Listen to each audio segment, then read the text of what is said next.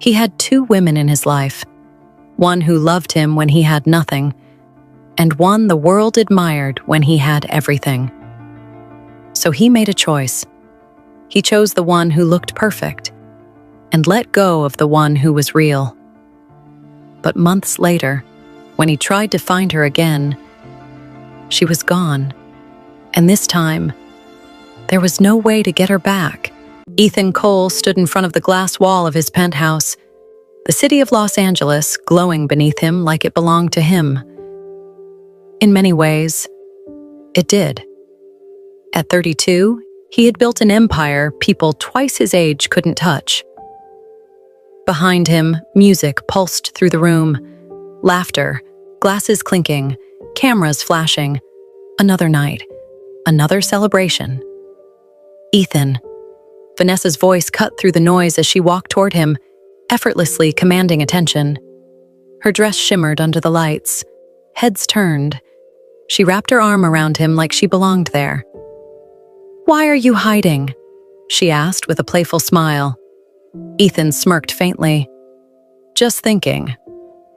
"Dangerous," she teased. "Come on, people are asking for you." Before he could respond, his eyes drifted across the room, near the far end of the balcony. Sophia stood quietly. No spotlight, no attention. Just present, watching him. Not demanding, not performing. Just there. Their eyes met, and for a brief second, the noise disappeared.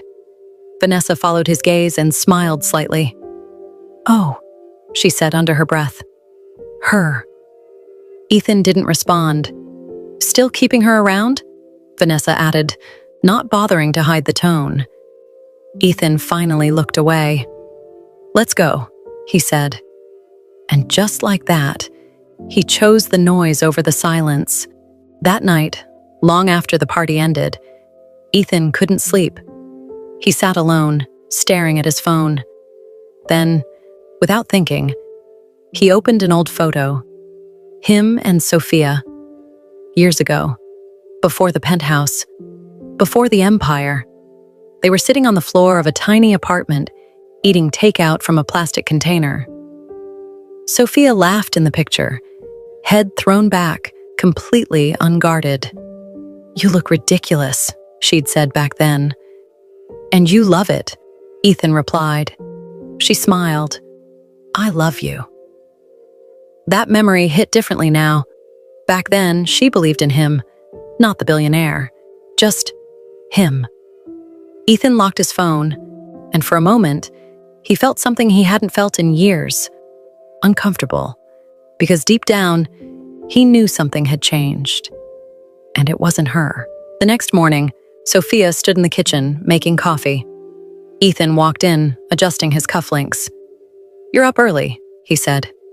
"I couldn't sleep," she replied. He nodded, distracted. "Sophia," she looked at him. "Yes?" He hesitated. "You were quiet last night." She gave a small smile. "I didn't think I needed to compete." That made him pause. "It's not like that, isn't it?" Her tone wasn't angry. That made it worse. "I just don't fit into that world anymore, Ethan." "You do," he insisted. She shook her head gently. "No. I fit into the world you had before." Silence. Heavy. Honest. And for the first time, Ethan didn't know how to fix it. A week later, Ethan hosted a high-profile business dinner. Investors, media, important people. Vanessa sat beside him, effortlessly playing her role, laughing at the right moments, touching his arm just enough, saying all the right things. Sophia sat across the table, quiet, observing. At one point, an investor leaned forward and asked, "And you are?" Sophia smiled politely. "I'm..." Vanessa cut in smoothly. "Oh, she's just a friend. She helps out sometimes." The table nodded, already moving on. But Ethan didn't miss it, and neither did Sophia. For a brief second, their eyes met. There was no anger, no embarrassment, just understanding. She had just been erased, and Ethan said nothing.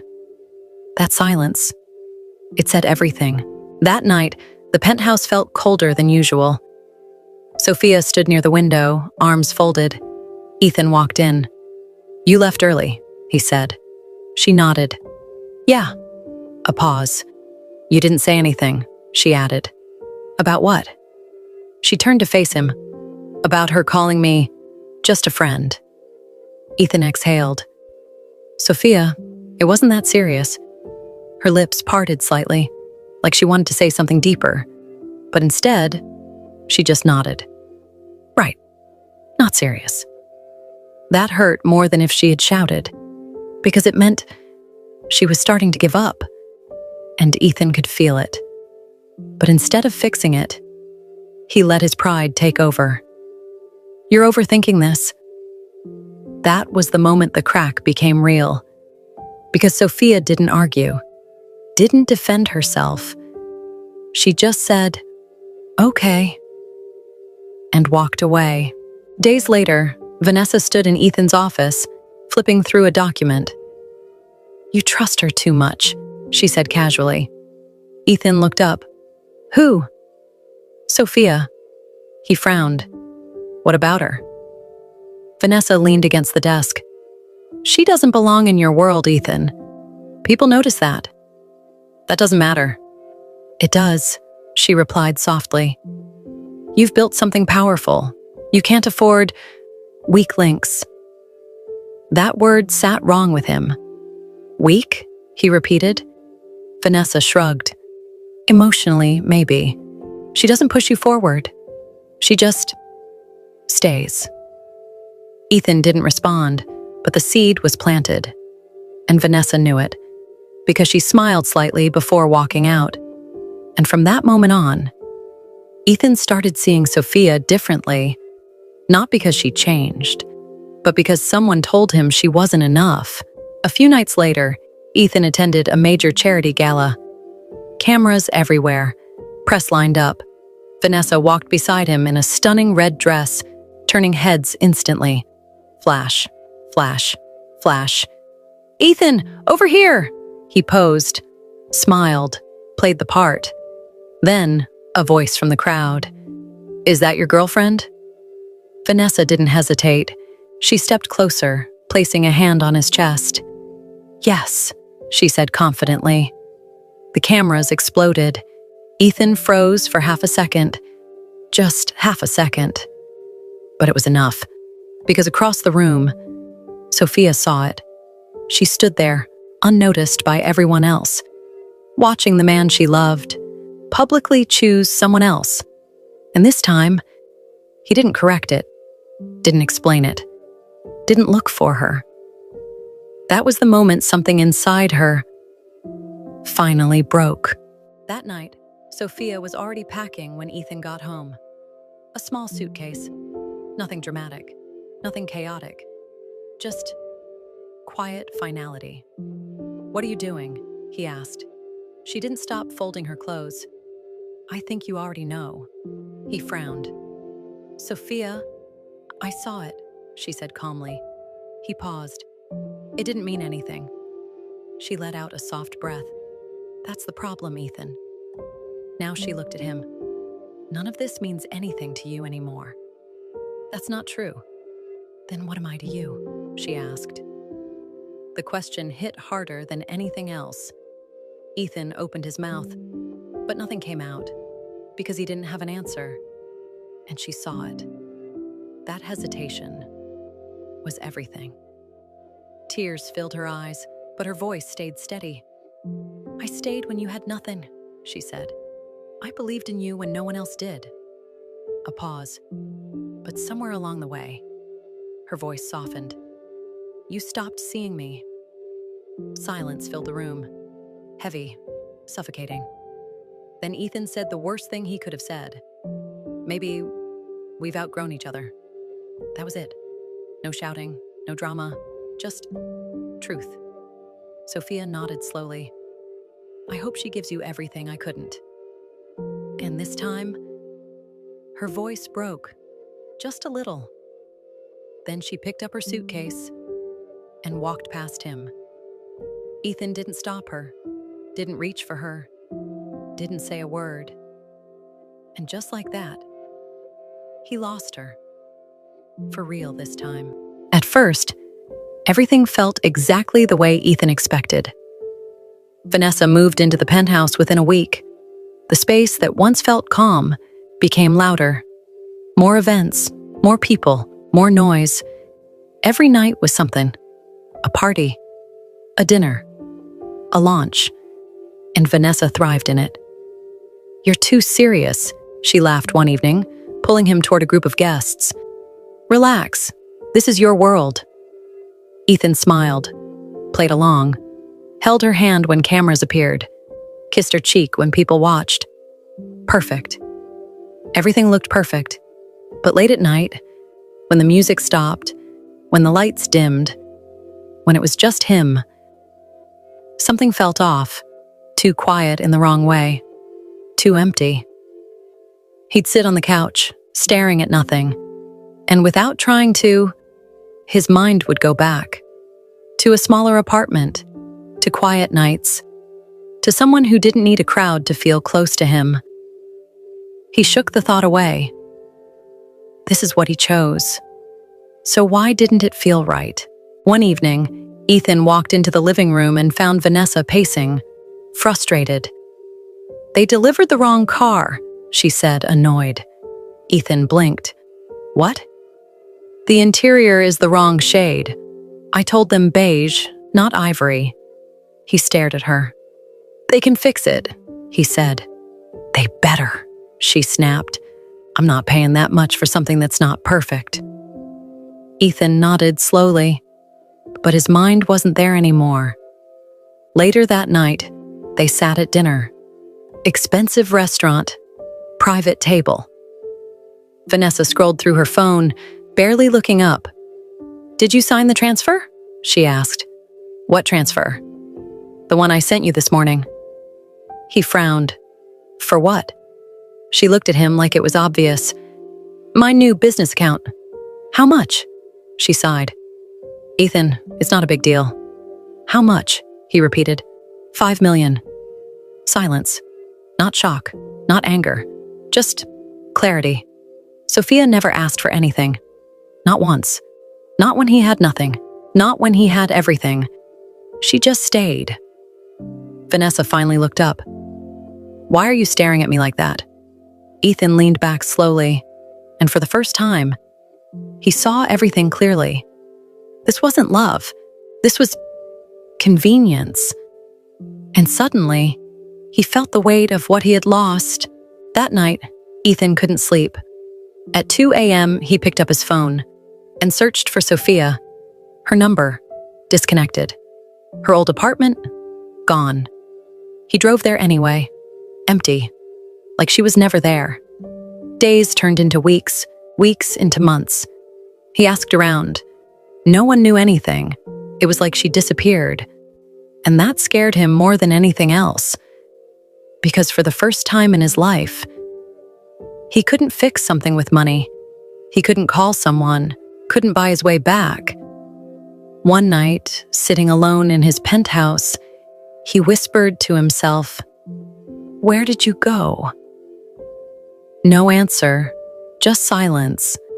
The same silence he once ignored. Now it was all he had. 6 months later, Ethan walked into a quiet cafe for a meeting. He wasn't even paying attention until he saw her.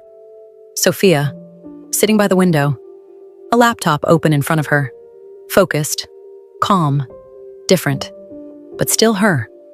His heart stopped. "Sophia?" She looked up. For a moment, surprise crossed her face. Then it softened. "Ethan." He walked closer, almost unsure. "Can I sit?" She nodded. Silence settled between them. Not awkward, just unfamiliar. "I've been looking for you," he said. She tilted her head slightly. "Why?" That simple question hit harder than anything else. He swallowed. "I made a mistake." She didn't react immediately, just watched him.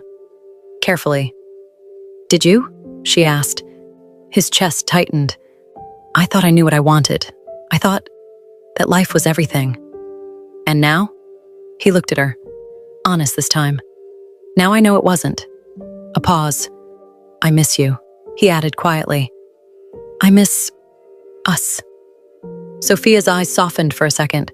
Just a second. Then she leaned back slightly. I loved you when you had nothing, Ethan. He looked down. I would have stayed, she continued, even if you lost everything. Her voice didn't shake, but it carried weight. But you couldn't love me when you thought I had nothing. Silence. Heavy. Final. Ethan whispered, Can we fix this? Sophia smiled, not bitter, not angry, just at peace. No. That one word broke him. You didn't lose me, she said gently. She closed her laptop, stood up. You let me go.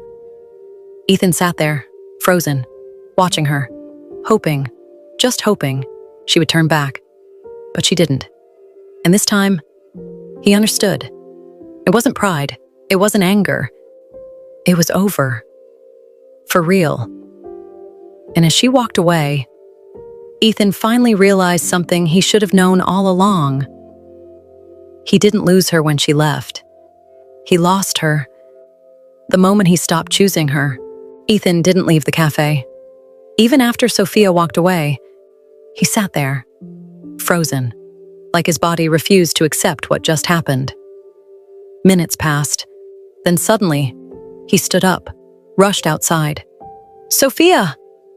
She stopped, but she didn't turn immediately. That hesitation alone said everything. When she finally faced him, her expression was calm, too calm. I wasn't done, he said, slightly breathless. She studied him quietly.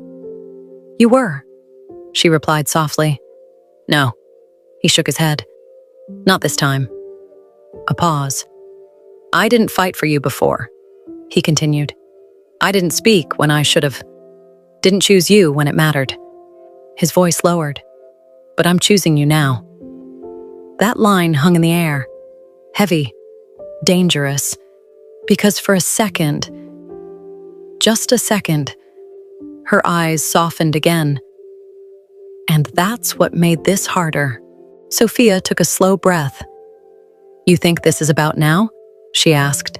Ethan frowned slightly. It's not, she continued. It's about every moment you made me feel invisible. Her voice wasn't loud, but it was sharp, honest. And the worst part? She stepped a little closer. I stayed. I kept hoping you'd see me again. Ethan swallowed, guilt creeping in. I was there, Ethan, she said. Not when you were winning, but when you were struggling. A pause. You didn't lose me in that cafe, she added quietly. You lost me little by little. Every time you chose someone else over me. Silence. No defense. No argument. Because she was right. And they both knew it. For the first time, Ethan didn't try to fix it, didn't interrupt, didn't defend himself. He just listened, really listened. And that's when it hit him. This wasn't a moment he could win back. This wasn't a deal, or a mistake he could reverse. This was consequences, real ones. I thought I had time, he admitted quietly. Sophia's expression softened slightly. Everyone thinks that, she said, a faint, sad smile. Until they don't. The wind brushed past them, carrying silence with it. And in that silence, Ethan finally understood something that changed him. Love isn't lost in one moment. It's lost in all the small ones you ignore. Sophia stepped back. Not far. Just enough.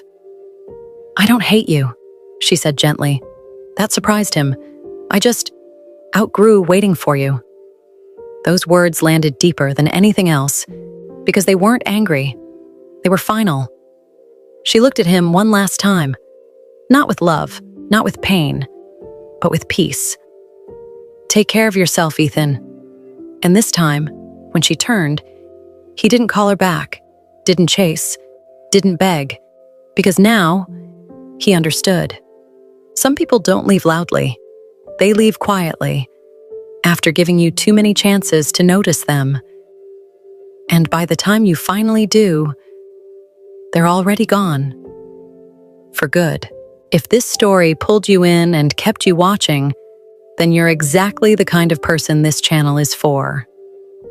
Go ahead, subscribe, turn on notifications, and don't miss the next story.